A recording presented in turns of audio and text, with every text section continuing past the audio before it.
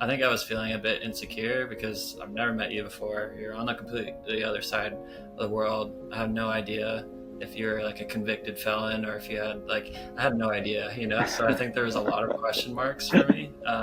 Yeah, I think looking back, that conversation was huge. And I think for the viewers that are thinking about starting a consulting agency or starting up a business, I would say like the person that you partner with, like being able to have these candid conversations and be able to get whatever is on your mind kind of off your chest and be able to be completely transparent with whoever you partner with is like crucial. And I think that moment, when I think back, was probably where we set our foundation and really understood each other and where we were coming from.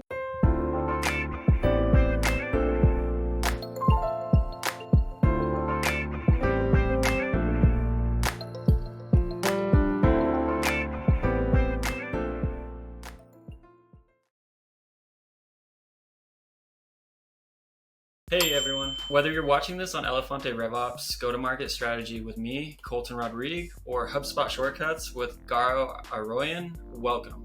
We're doing something a little different today. This is a special crossover episode. We're teaming up to share how we built Elefante RevOps, why we launched 2 separate channels, and what we've learned so far helping startups fix their revenue engines.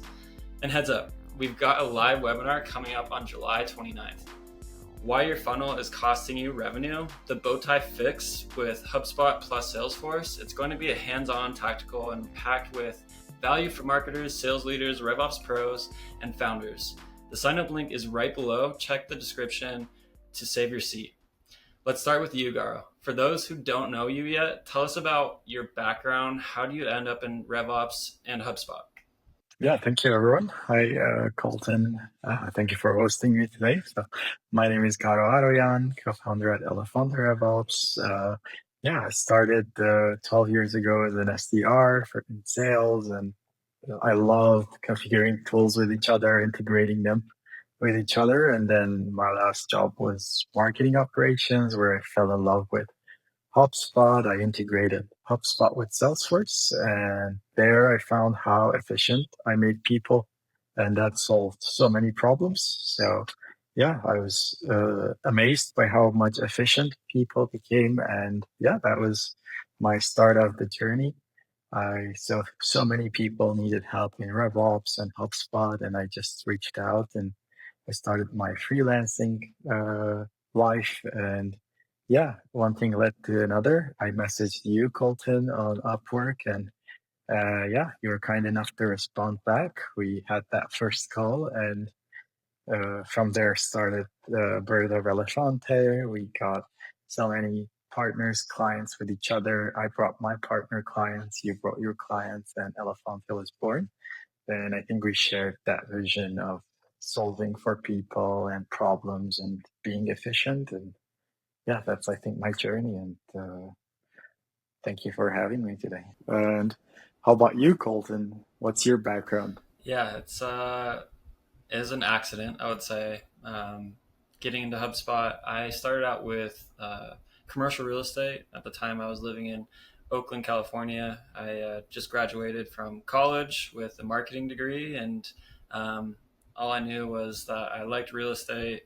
I wanted to make money, and so I went right into commercial real estate in Oakland.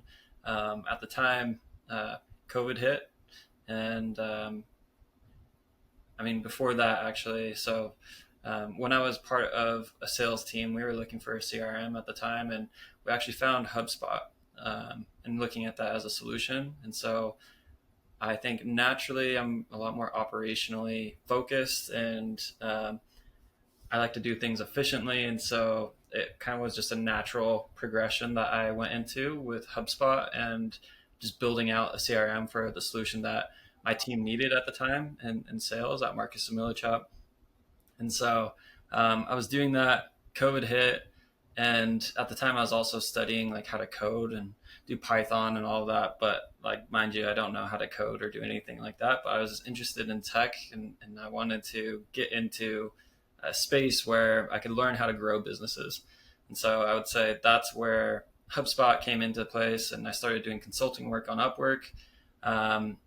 One thing led to the other, and then I guess this is why we're on our call today with you, Garo, and yeah, it's all history from there. So let's talk about how Elefante RevOps came to be. We were both consulting solo for a while. What made us decide to build something bigger together, Garo? Yeah, I think we both hit a ceiling, I would say, as consultants. There's so much you can do.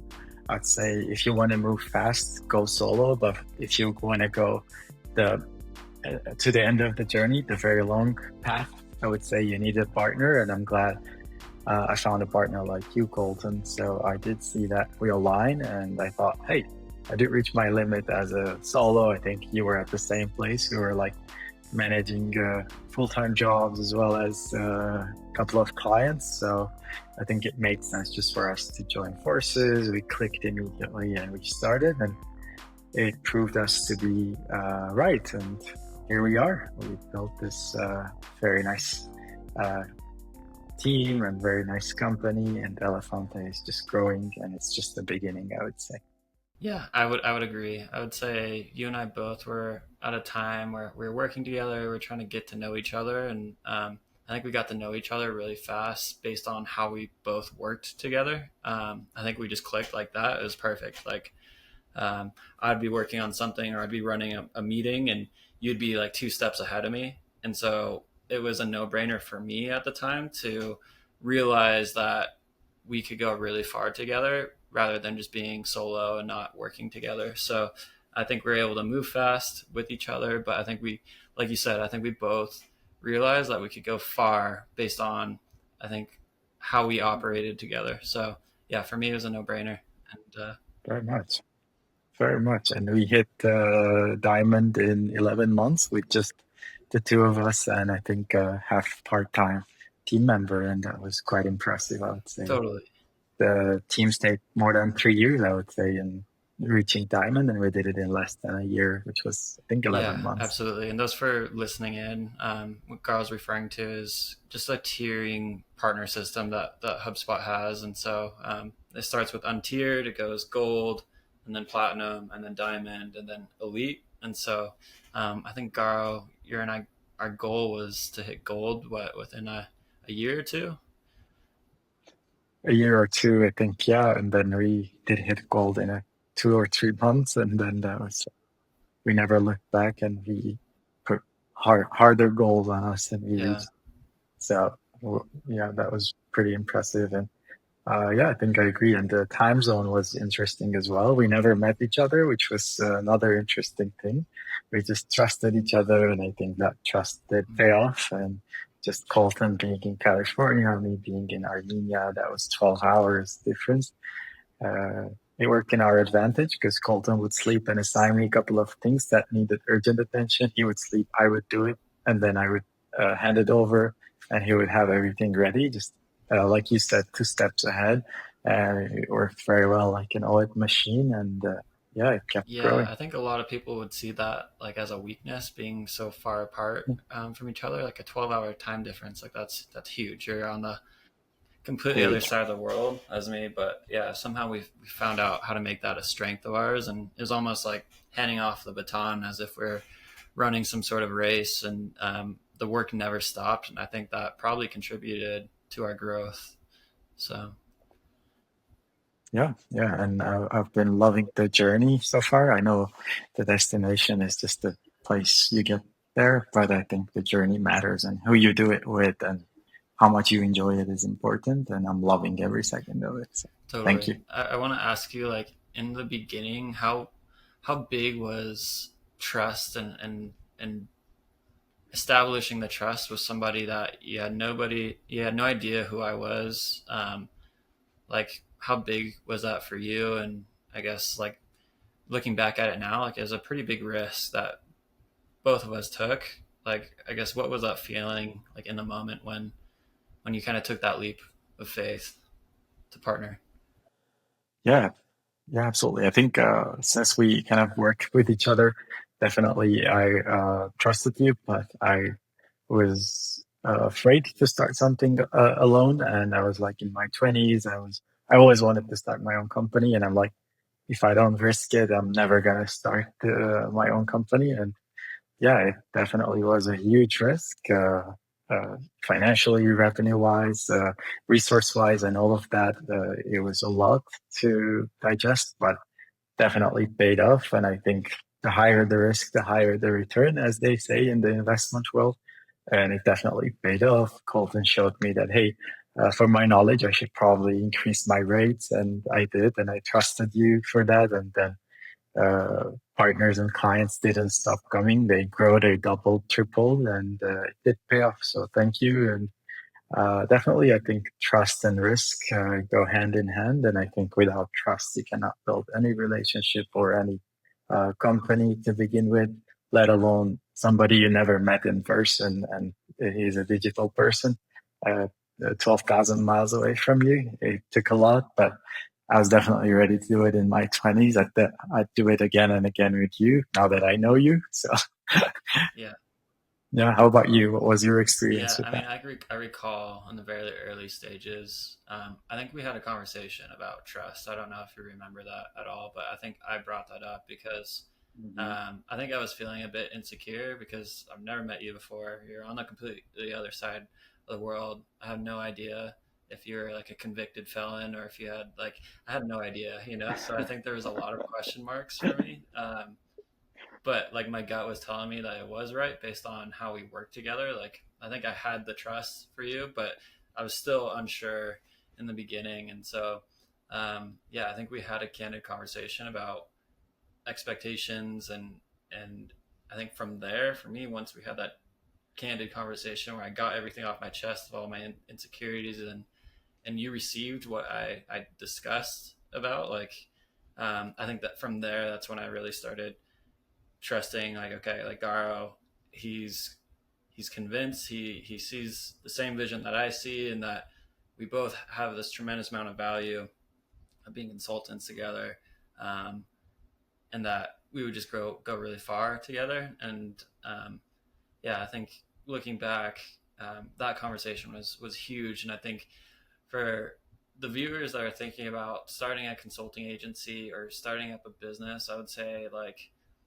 the person that you partner with, like being able to have these candid conversations and be able to get whatever is on your mind kind of off your chest and be able to be completely transparent with whoever you partner with is like crucial. And I think that moment, when I think back, was probably where we set our foundation and really understood each other and where we were coming from. Yeah, well, I think I remember that, Colton, that conversation, especially when you said that starting a business is like choosing your life partner and it's like a marriage. And I totally agree with that now because it has a lot of trust, a lot of sharing your financials, your life, your like more hours with you than with your business partner than your life partner. So it totally makes sense. And just putting the right foundation for any marriage is the secret to success, including trust. So, yeah, I would say it was a very interesting start and it definitely paid off to kick off. 100%. Yeah, I couldn't agree more. So,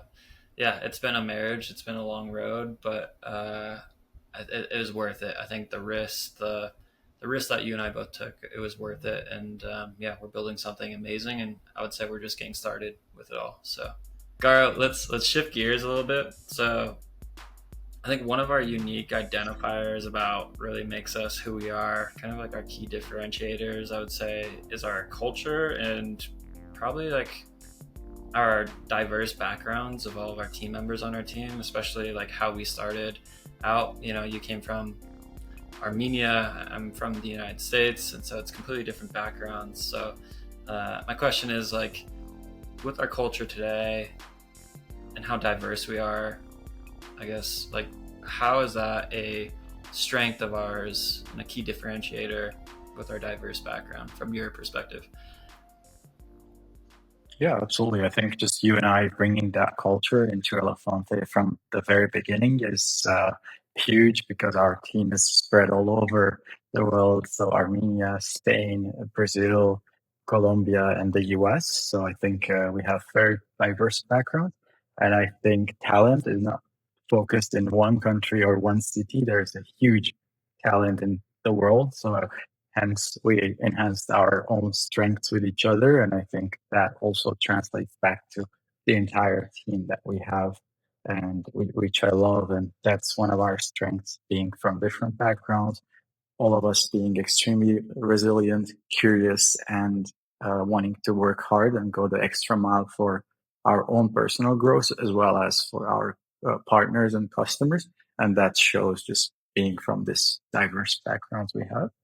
And yeah, I think it comes all the way from us being from different backgrounds, yet loving the excellence and hard work and looking for similar people to join us in this journey. So very much aligned there. Nice. Yeah, I would agree. I would say like the benefit of being a remote first company is that we have access to the entire world of the talent pool. And I think the challenge is finding where these people are tucked away in certain places in the world. But like for me and my personal background, I love traveling. So I traveled for like 10 years of my life. And so I think culture and experiencing new cultures has always been like a piece of my heart. So, given our name, elefante is in Portuguese, elephant in English. At the time, I was living in Rio de Janeiro, and then I guess the elephant concept just came from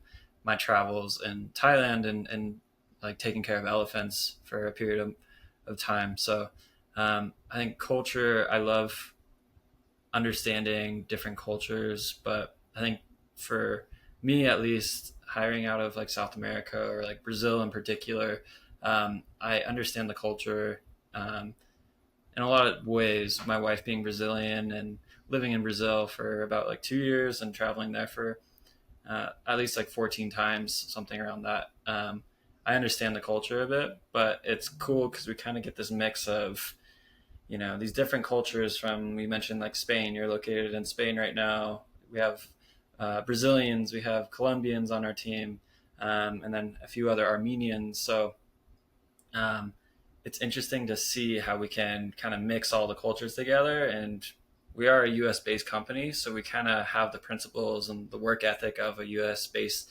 company, which I think is pretty unique.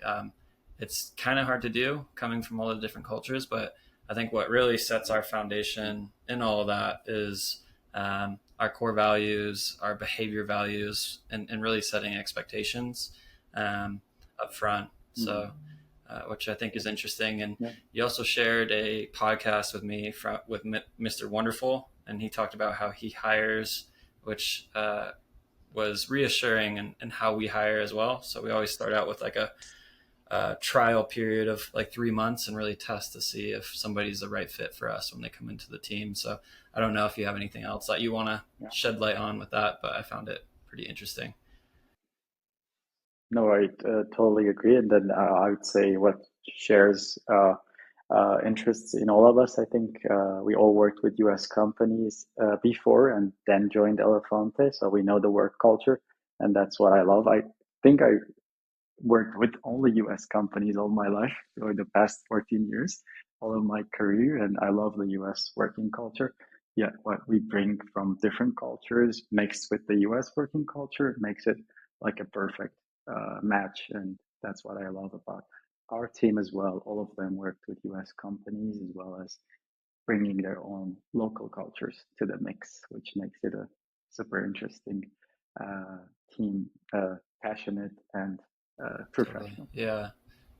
Cool. I love those answers. It's interesting to hear your perspective on it. I'm going to pivot a little bit more towards exactly what we do and I guess what we're trying to position ourselves as. And I think we've made in the last few years, we transitioned from being HubSpot experts, CRM experts, to more the strategic kind of teachings of what we do in revenue architecture and really building a CRM to be a Ferrari, to be a CRM that can be repeatable for teams, sales teams, customer success teams to adopt it as a tool that they can really use and rely on as far as gathering insights and making those next decisions to continue the growth of the company.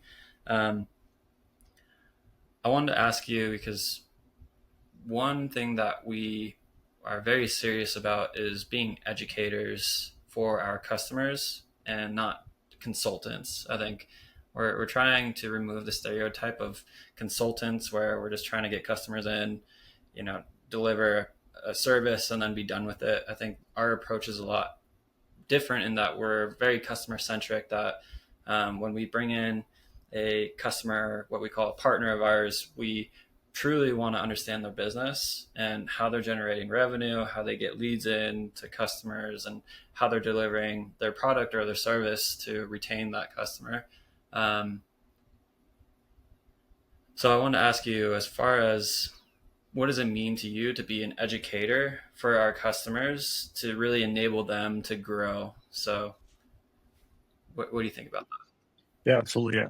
I think what I love about the agency life is not being a consultant, rather being an educator and learning each and every business that we work with and being a true partner for our customers, being an extended part of their team and then teaching them on how to better calculate their conversions, how to better accelerate their growth, where their revenue is leaking, all of that, and then give it back and put it in their CRM using tools like Super that we use and everybody loves. And we saw how much the teams are being more adopting the CRM and better equipped for the challenges of the new go-to-market uh, market that's happening.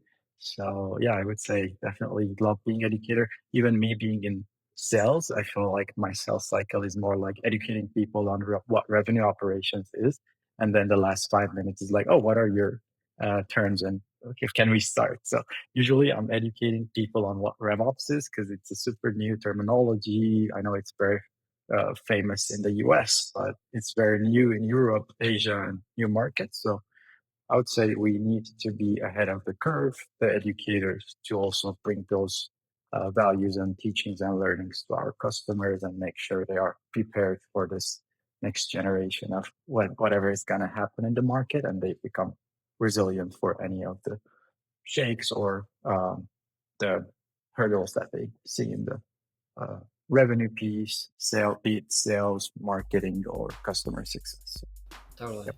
Yeah, and I think we are taking a bit of a gamble, but I think it's the right gamble.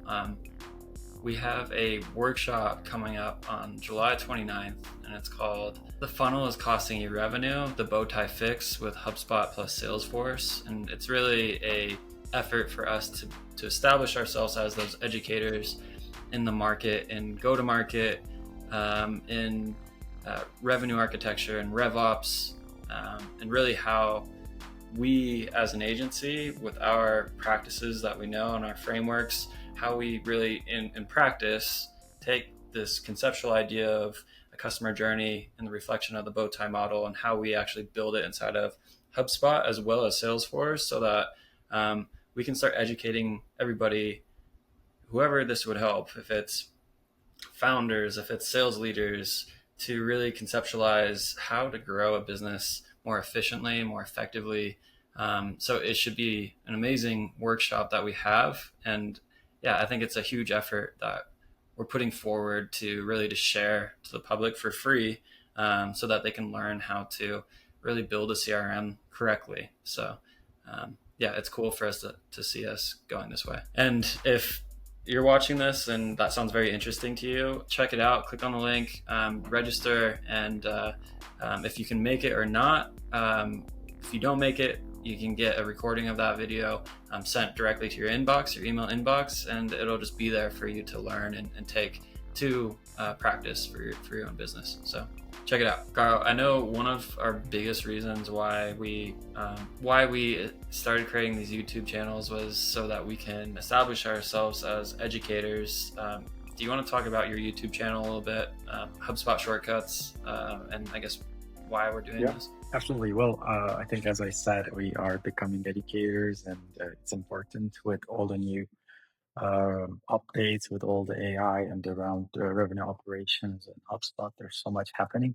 There needs to be, I think, structure around how people digest all this information because there's so much out there and people can feel overwhelmed.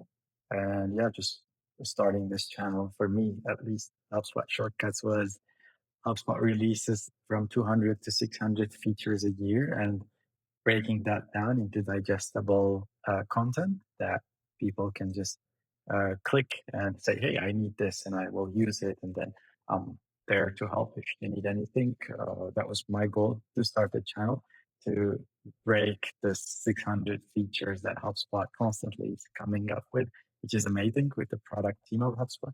But I think reading it from a knowledge base doesn't do justice for what the exact feature provides. And I think what we do in the channel is bringing it into smaller bites, digestible for every person, regardless if they are in go-to-market roles or not, to understand it, simplify it, and deliver it in an understandable way and let them grow with the HubSpot growth, especially at my channel. I know you are more focused on revenue operations, so I'll let you answer why you started your channel. Yeah, well, I think it's similar. I think one of our mission statement is to make revenue operations more digestible for, I would say, anyone to really understand how to implement a CRM correctly. I think as we grew, we got access to a lot of HubSpot portals and found that most of our customers, they went with a cheaper solution. And I would say a lot of consultants out there around CRMs, they're very good at solving issues and throwing on band-aids and duct taping things together. But doing that over time, it really compounds the issues and you're kind of pushing away the bigger problem. And so I guess the reason why I started doing this unified revenue method YouTube channel was to start teaching both consultants as well as founders, the business operators on how to set up their CRM correctly so that they wouldn't have to continue slapping on band-aids to eventually run into a huge issue where they had no visibility in their data and how to make the right decisions. So I think that was the primary reason why we started this YouTube channel around the more strategic aspect of revenue architecture and revenue operations and how to get everybody on your team rowing in the same direction, how to create these repeatable processes inside the CRM. And as a result, get that output of data from those repeatable processes from your team. So, yeah. Very interesting reasons. I think we align there. Yeah. Thanks for joining, Gara. Really appreciate it. You. All right, let's talk about the workshop. It's called Why Your Funnel is Costing You Revenue, the Bowtie Fix with HubSpot and Salesforce. And it's not just another slide deck walkthrough. It's a look under the hood of how we actually implement the Bowtie model in HubSpot and Salesforce. We'll show you what the Bowtie is, how to define low touch, mid touch, and high touch buyer journeys, how to set it all up inside of HubSpot and Salesforce, and which reports you need to measure CRM data integrity and revenue performance. This is for marketing leaders, sales managers, RevOps professionals, and startup founders, anyone tired of leaks, silos, and vague metrics. Join us live, ask questions, and walk away with real framework you can use tomorrow. The link to register is in the description. If you're watching this on Go-to-Market Strategy, make sure to check out Garo's channel, HubSpot Shortcuts. It's a masterclass in execution. And if you're here from my channel, definitely go over to Colton's channel for strategy, positioning, and RevOps diagnostics that actually makes sense. And if you want to follow how we're building Elefante RevOps in public, subscribe to the Elefante channel. We're sharing our processes, client wins, and the tools we use to get results. Don't forget to subscribe to all 3 channels. Register for the webinar on July 29th at 10 a.m. Eastern. Drop your questions in the comments. We will answer them live. Thanks for watching and see you at the workshop.